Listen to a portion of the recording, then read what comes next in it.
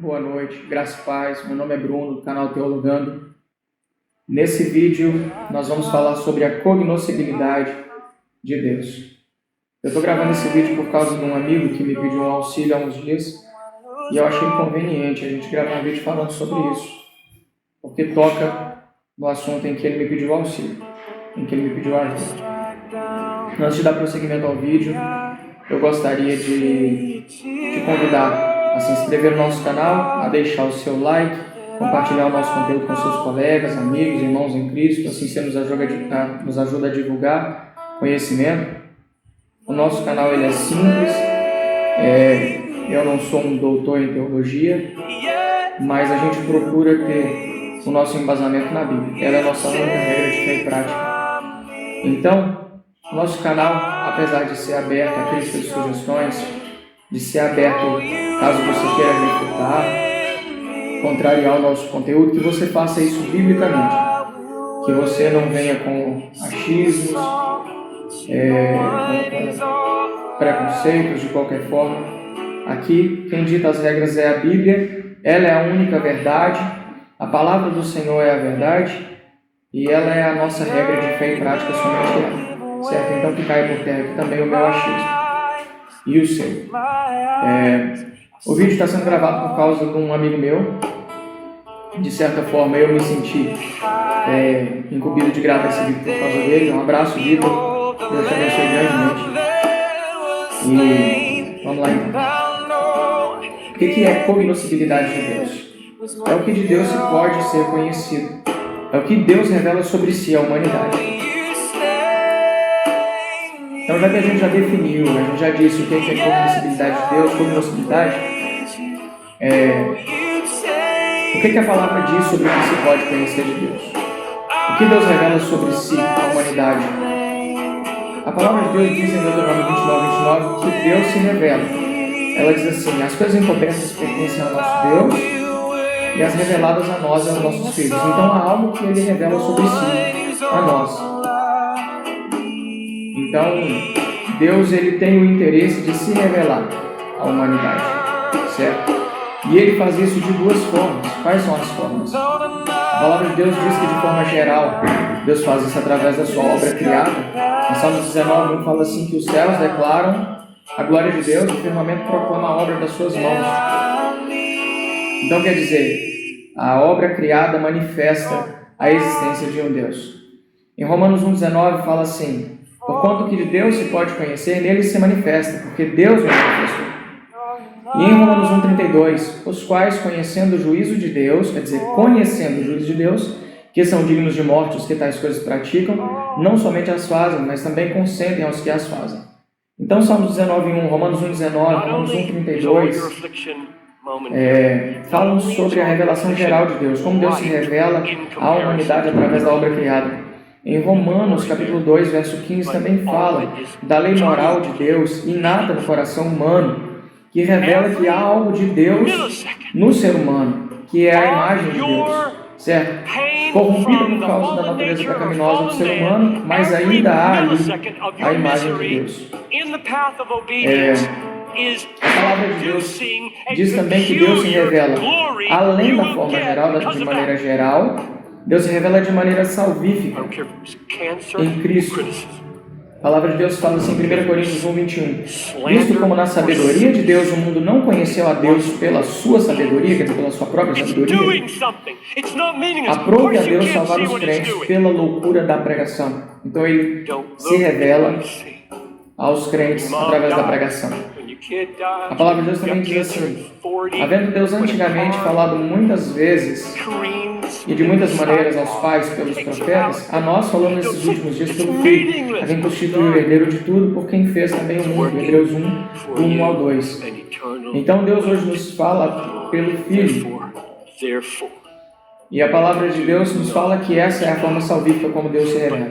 Qual a diferença da forma salvífica para a forma geral? Da maneira geral. O homem ele consegue olhar para a criação e dizer: há um Deus por trás disso tudo, há um Deus que criou isso tudo. Mas essa revelação não traz a salvação. Essa revelação ela não é salvífica. Ela não revela Cristo ao homem. A a natureza criada, o ar que Deus fez, as aves que Deus fez, a complexidade do ser humano, a complexidade de um animal, a complexidade da visão humana, de cada detalhe na criação, ela não revela a Deus de maneira salvífica ao ser humano. Ela revela a Deus de maneira geral. A palavra de Deus também diz que por causa disso os homens são indesculpáveis, porque de uma forma Deus se revela à humanidade de maneira geral. Não há como o homem olhar e dizer, não existe um Deus. Certo? E o que a palavra de Deus diz sobre as pessoas que negam a existência de Deus? Em Salmo 53:1 fala assim, diz o tolo no seu coração, diz o nécio, o louco no seu coração, não há Deus. Tem-se corrompido e cometido abominável iniquidade, não há ninguém que faça o bem. Então, como que fala, disse o tolo no seu coração, não há Deus. A Bíblia chama essas pessoas de tolas. Por quê? Não há como imaginar toda essa complexibilidade da criação sem a existência de alguém, algum criador por trás disso. E a palavra de Deus também diz em Romanos capítulo 1, verso 20, que por causa disso, por causa dessas coisas, o ser humano ele é indesculpável. Fala assim em Romanos capítulo 1, verso 20, porque as suas coisas invisíveis, desde a criação do mundo, tanto o seu eterno poder, como a sua divindade, se entendem, claramente se veem pelas coisas que estão criadas, para que eles fiquem inexcusáveis. Deus se revela através da criação, para que o ser humano não tenha como dizer, não existe um Deus. Romanos capítulo 1, verso 18 ainda diz assim, a ira de Deus se revela do céu contra toda a impiedade e perversão dos homens, que detém a verdade pela injustiça. Porquanto o que de Deus se pode conhecer é manifesto entre eles, porque Deus lhes manifestou. Porque os atributos invisíveis de Deus, assim o seu eterno poder, como também a sua própria divindade, claramente se reconhecem desde as coisas que foram criadas, desde o princípio do mundo, sendo percebido por meio das coisas que foram criadas. Tais homens, por isso, são indesculpáveis. Então, o que a palavra de Deus fala sobre o ateu, sobre aquele que nega a existência de Deus? A palavra de Deus fala que ele é tolo por afirmar isso. E a palavra de Deus fala que ele sabe da existência de um Deus. E ele só nega a existência de Deus para ele poder deter a verdade pela injustiça. É isso que ele está fazendo. Mas que no fundo do seu coração ele sabe da existência de Deus. Então, como nós devemos tratar o ateísmo?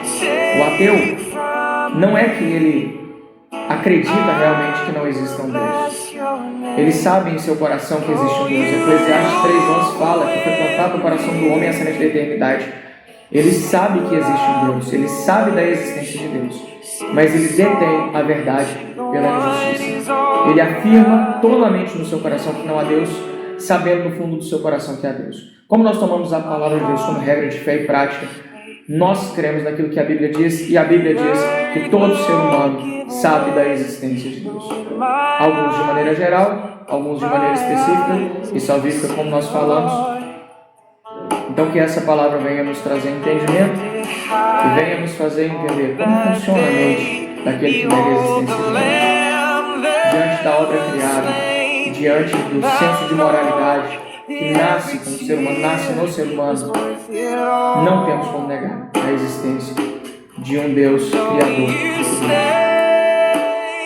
Que essa palavra nos abençoe, que o Senhor nos abençoe, nos traga conhecimento, que traga entendimento da sua mente. E para finalizar esse vídeo, gostaria de dizer que, por mais que você argumente, que você diga, que você fale, que você prove a existência de Deus, a pessoa que quer negar a existência do Senhor, ela vai continuar negando, ainda que você prove por A mais B, ainda que você traga empiricamente uma prova da existência de Deus, ela vai continuar negando. Porque é isso que ela quer fazer, ela quer deter a verdade em justiça. O nosso papel é somente pregar a verdade, não tentar convencer a ninguém. O papel do convencimento da justiça, do pecado, do juízo, o papel de convencer do pecado, de trazer arrependimento para o Espírito Santo do Senhor. Amém. Glórias a Deus por tudo isso.